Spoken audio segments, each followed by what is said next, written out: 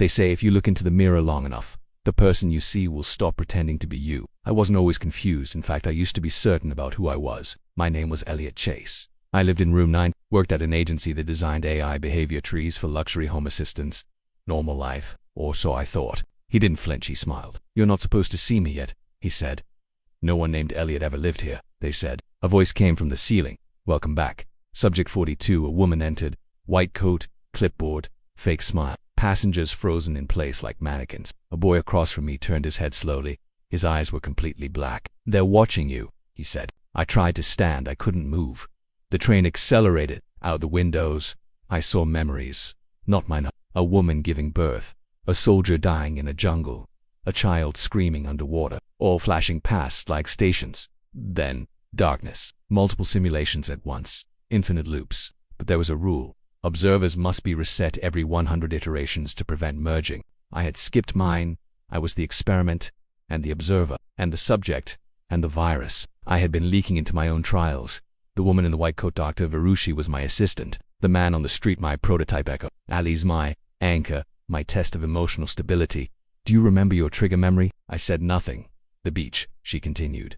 The red coat, that was your entry marker. I tried to scream stop, but nothing stopped. Every day I'm someone new, but I always remember enough. The scar, the red coat, the boy on the train. The voice in the dark finally told me the truth. There is no real version of you anymore. You are what remains when identity is erased but awareness persists. Sometimes I'm a prisoner, sometimes I'm a teacher, sometimes I'm you. Different ID. Everything around me suggested this had always been my life, but the journal was still there.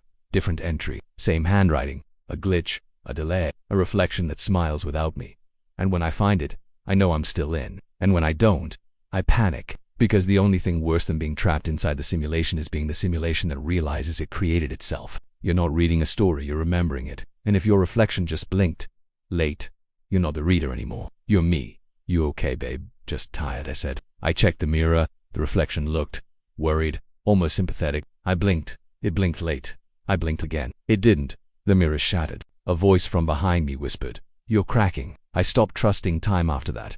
Some days would last 5 minutes, others days. Sometimes I'd wake up in the middle of a conversation I didn't start. Sometimes I saw him again, the copy. He was never far. Phase 3 begins now. Containment breach likely. Memory bleeding confirmed. I tried to kill myself that night, took pills, slit my wrists.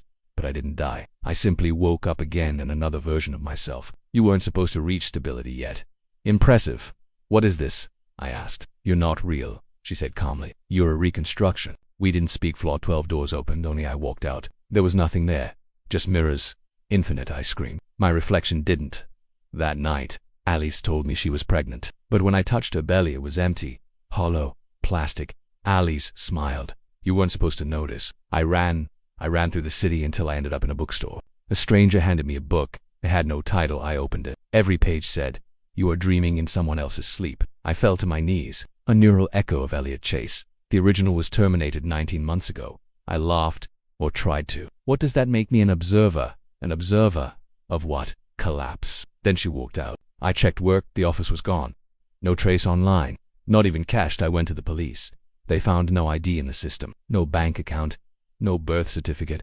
Are you using an alias? They asked. I wasn't. I was using my name, or what I believed was my name. That night, I looked into the mirror for hours. My reflection started lagging. My head tilted. The reflection stayed still. Then it smiled. I didn't. I passed out. I blinked. He was gone. I thought I was hallucinating. I went home. The apartment looked off. The photo on the wall wasn't mine. The books were in a language I couldn't read. I found a journal in the drawer. It was in my handwriting. But the entries were all about a life I didn't live. Test 11 complete. Re-entry. Failure noted. Subject unaware of primary identity. That was the first time I asked, am I someone else's experiment? It started with a memory that didn't belong to me, a girl in a red coat, holding my hand at a beach I've never been to. I shrugged it off. A weird dream, maybe. But the next morning I woke up with a scar on my left thigh. I had no recollection of it. No surgical record, nothing. I was scared, sure. But I chalked it up to my mind playing tricks. But then I saw the man. He was on the street corner staring directly at me. He had my face. Not similar, identical. I approached him. I tried to trace my identity.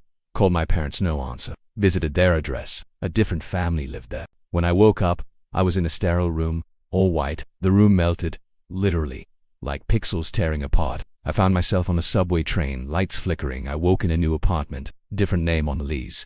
Daniel Moore. Same face. This time, I was married. Wife's name. Alice. She kissed me like she'd known me forever. Once, I followed him into a building. He walked into an elevator. I followed. Then I remembered something terrifying. I used to run this experiment. I was the lead architect. We were testing consciousness portability, uploading minds to quantum networks. I broke protocol. Now, I was splitting across realities. I tried to wake up. Every mirror I see now, I look for a clue.